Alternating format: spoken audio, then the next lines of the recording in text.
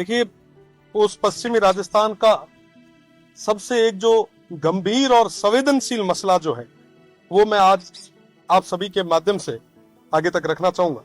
इस मसले पे हमने आज स्थगन भी लगाया था और कई सारे ऐसे परिवार हैं जो इन सब चीजों की वजह से परेशान भी हो रहे हैं या प्रताड़ना भी उनको झेलनी पड़ी। मैं चोटन के हमारे धनाऊ गांव के बारे में आपको बताना चाहूंगा।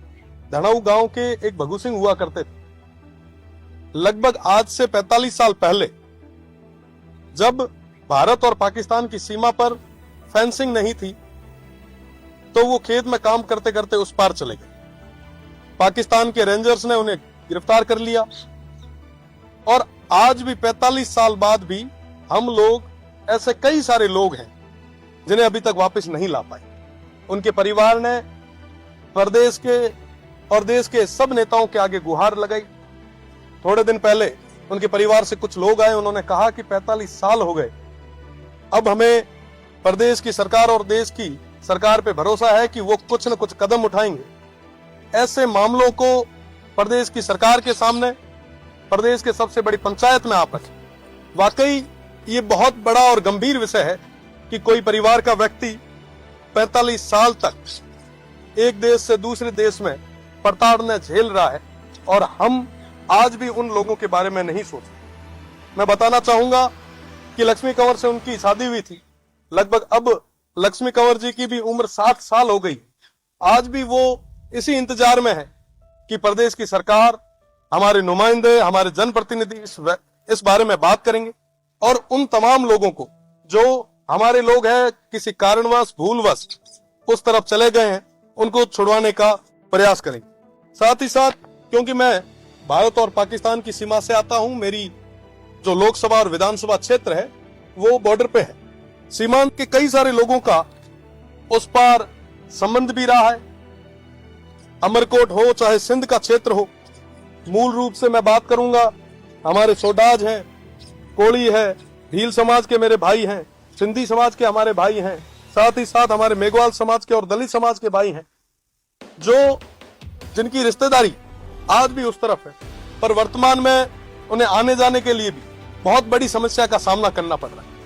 आप देखेंगे कि वहां जाने के लिए, वीजा के लिए इन तमाम लोगों को दिल्ली के कई बार चक्कर निकालने पड़ते हैं, दर दर की ठोकरें खानी पड़ती है। अपने आप में ये बहुत बड़ा एक चिंता का विषय।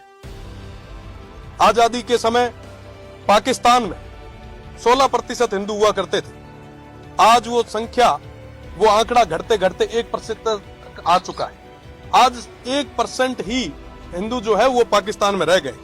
साथ ही साथ मैं गुजरात और राजस्थान के 4 लाख उन परिवारों की बात करूंगा जिनका संबंध रोटी और बेटी का उस पार है। आज के समय में जब उन्हें अपने किसी परिवार के व्यक्ति का रिश्ता भी करना होता है, शादी भी करनी होती है, बेटी की शादी भी करनी है, तो इस पार आके उन्हें करनी पड़ रही। पुलवामा हमला जो हुआ हम सभी के लिए और इस देश के लिए एक बहुत बड़ी क्षति थी और उस दौर में हमारा जो मुनाबाव बॉर्डर था वो पूरे तरीके से बंद कर दिया गया।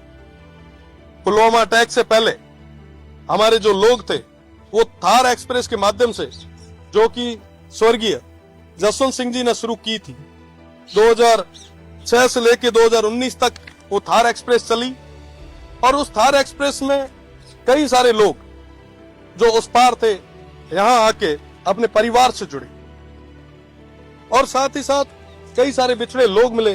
कई सारे व्यक्ति ऐसे थे, कई सारे बुजुर्ग ऐसे थे जो पहली बार भारत आ सके। थार एक्सप्रेस की बदौलत पाकिस्तान से कई सारी अस्थियां हिंदुस्तान आ पाई, उन्हें हरिद्वार नसीब हो पाए।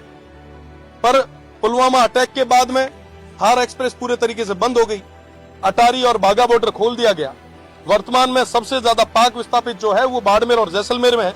आज उन्हें अटारी से होके उस ओर जाना पड़ रहा है। मेरा निवेदन प्रदेश की सरकार से और केंद्र की सरकार से है कि अटारी के तर्ज पर मुनाबाव बॉर्डर खोला जाए ताकि जो ये पाक विस्थापित है, जो आज भी उस ओर यातनाएं झेल रहे हैं, उन्हें आने जाने में कोई समस्या नहीं। देखिए, जो पश्चिमी राजस्थान का बॉर्डर है वो सबसे शांत बॉर्डर है। कोई भी अवांछित घटना यहाँ नहीं हुई। तो इसके लिए आज हमने स्थगन लगाया था और आने वाले समय में भी इन पाक विस्थापित जो हमारे भाई हैं, जो उस ओर परेशान होकर इस ओर आए हैं, उन्हें पूरी व्यवस्था कैसे मिले, इसके लिए हम प्रयास भी करेंगे। साथ ही साथ मेरा पुनः निवेदन रहेगा कि मुनाबाव बॉर्डर को इस तर्ज पे खोला जाए। अगर पाकिस्तान अपनी जीरो लाइन तक, थोड़े दिन पहले 15 दिन पहले आपने देखा होगा कि जीरो लाइन तक वो अपनी ट्रेन ले आया है, तो क्यों नहीं हम भी एक ऐसा प्रयास करें ताकि हमारे लोगों को कम से कम समस्या हो। जो पाकिस्तान में प्रताड़ना झेल रहे हैं, क्यों नहीं हम उन्हें अपने देश में जगह दें। बहुत बहुत धन्यवाद।